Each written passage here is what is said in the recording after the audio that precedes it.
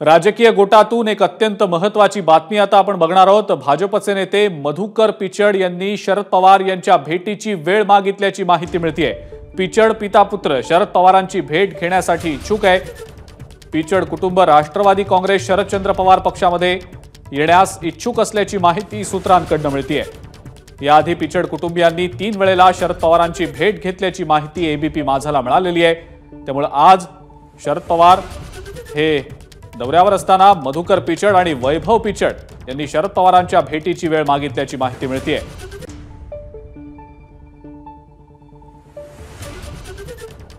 याआधी सुद्धा पिचड कुटुंबियांनी 3 वेळेला पवारांची भेट घेतलेली होती आणि आता पुन्हा एकदा पिचड पिता पुत्रांनी पवारांच्या भेटीची वेळ मागितलेली आहे। त्यामुळे आता पिचड पिता पुत्र राष्ट्रवादी काँग्रेस शरदचंद्र पवार पक्षामध्ये परतण्यास इच्छुक आहेत की काय अशी माहिती सूत्रांकडून मिळतेय। मधुकर पिचड यांचा परिचय आपण ग्राफिक्सच्या माध्यमातून पाहूया। 1941 चा मधुकर पिचड यांचा जन्म आहे। 1980 ते 2009 अशा 6 वेळेला अकोले मतदारसंघाचे ते आमदार होते। 1991 ला पहिल्यांदा ते मंत्री बनले। आदिवासी विभागाचे ते मंत्री होते।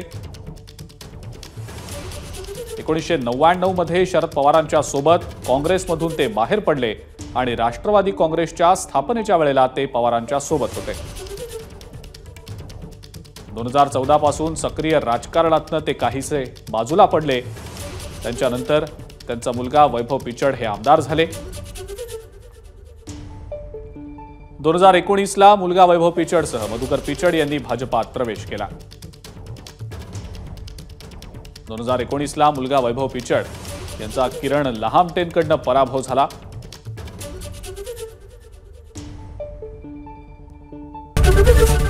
एबीपी माझा, उघडा डोळे बघा नीट।